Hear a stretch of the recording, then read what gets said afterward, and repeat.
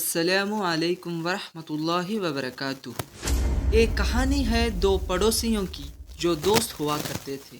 ایک دوست بہت شکر گزار تھا، ہمیشہ اللہ اس کے ساتھ رہتے تھے، اور دوسرے کی غرور اور ناشکری سے برباد ہو گیا۔ ایک زمانے میں رحمت آباد نام کے گاؤں میں وہ دونوں پڑوسی رہتے تھے۔ ایک کامل اور دوسرا قاسم تھا۔ دونوں کے پاس تھوڑا بہت زمین تھا جہاں وہ سبزیاں اگاتے تھے۔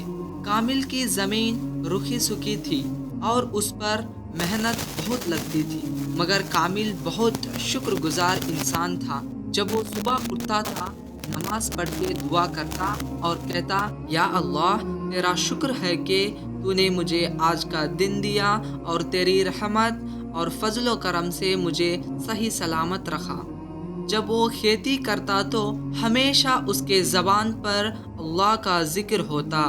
کھیت میں کام کرتے ہوئے، پودوں کو پانی دیتے ہوئے وہ محسوس کرتا کہ یہ اللہ کی نعمت ہے، اور وہ ہر چھوٹے پودے کو دیکھ کر خدا کا شکریہ ادا کرتا۔ اس کا نتیجہ یہ تھا کہ اس کی فصل چاہے تھوڑی تھی لیکن ہمیشہ اچھی اور برکت والی تھی۔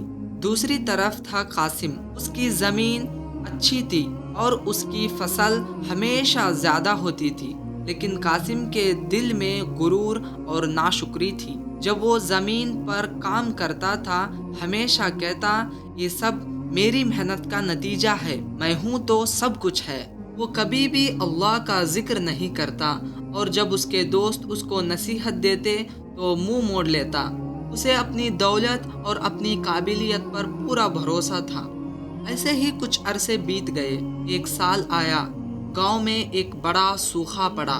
گاؤں کے لوگ پانی کے لیے بہت دور دور تک جاتے تھے۔ قاسم نے اپنی فصل کو پانی کے لیے پانی کی ٹنکی خریدنے پوری دولت لگا دی، مگر تھوڑے ہی دنوں میں ٹنکی خالی ہو گئی۔ پانی نہ ملنے کی وجہ سے اس کی اچھی زمین دھوپ سے جل کر اس کی پوری فصل برباد ہو گئی۔ مگر کامل کی روکھی سوکھی زمین پر عجب نظارہ تھا۔ چاہے سوکھا تھا لیکن وہاں کی ہوا میں تھوڑی نمی تھی۔ اس کے پودے بالکل ہریالی نہیں چھوڑے تھے، صرف اس لیے کیونکہ کامل نے ہمیشہ اللہ کو یاد کرتا تھا۔ جب وہ مشکل میں تھا تو اس کا دل کا ذکر اس کے لیے اللہ مدد بن گئے۔ قاسم نے کامل کی فصل دیکھی تو اس کے آنکھوں میں آنسو آ گئے۔ قاسم کامل کے پاس گیا اور پوچھا، آپ کی زمین میری زمین سے کمزور ہے، پھر بھی آپ کے پاس یہ برکت کیسے ہے؟ کامل نے مسکرا کر جواب دیا، قاسم بھائی، اللہ تعالیٰ قرآن مجید میں سورہ البقرہ آیت 152 میں فرماتے ہیں، فَاذْكُرُونِي أَذْكُرْكُمْ وَاشْكُرُوا لِي وَلَا تَكْفُرُونَ۔ اللہ تعالیٰ اس آیت میں کہہ رہے ہیں، سو تم مجھے یاد کیا کرو، میں تمہیں یاد کیا کروں گا، اور میرا احسان مانتے رہنا اور میری ناشکری نہ کیا کرو۔ اسے سنتے ہی قاسم کو اپنی بربادی کا جواب مل گیا۔ اس نے اپنی غلطی مانی اور اسی وقت سے اس نے بھی اللہ کو یاد کرنا اور اس کی نعمتوں کا شکر ادا کرنا شروع کر دیا۔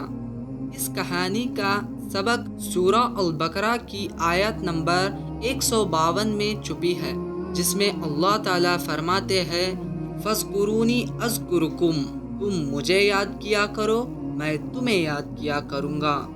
جب کامل نے ہمیشہ اللہ کا ذکر کیا تو مشکل وقت میں اللہ نے اس کی حفاظت کی۔ ایسے ہی جب ہم نماز، روزہ، زکوٰۃ، حج کے ذریعے دل سے اللہ کو یاد کرتے ہیں تو اللہ بھی ہمیں اپنی رحمت، مدد اور ہدایت سے نوازتے ہیں۔ وَاشْكُرُوا لِي، اور میرا احسان مانتے رہنا۔ کامل اپنی روکھی سوکھی زمین پر بھی اللہ کا شکر کرتا رہا۔ ہم بھی ہر حال میں ہر نعمت کے لیے اللہ کا شکر گزار ہونا چاہیے۔ شکر سے نعمت بڑھتی ہے اور دل میں سکون آتا ہے۔ وَلَا تَكْفُرُونَ، اور میری ناشکری نہ کیا کرو۔ قاسم کی ناشکری اور غرور کی وجہ سے اس کی زمین برباد ہو گئی۔ جو اس کی ناشکری کا نتیجہ تھا۔ اگر ہم بھی ایسے ہی اللہ کی نعمتوں کو بھول کر ناشکری کریں تو ہم بھی دنیا میں بھی اور آخرت میں بھی برباد ہو جائیں گے۔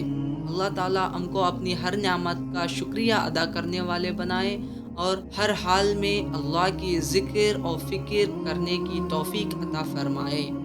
آمین یا رب العالمین۔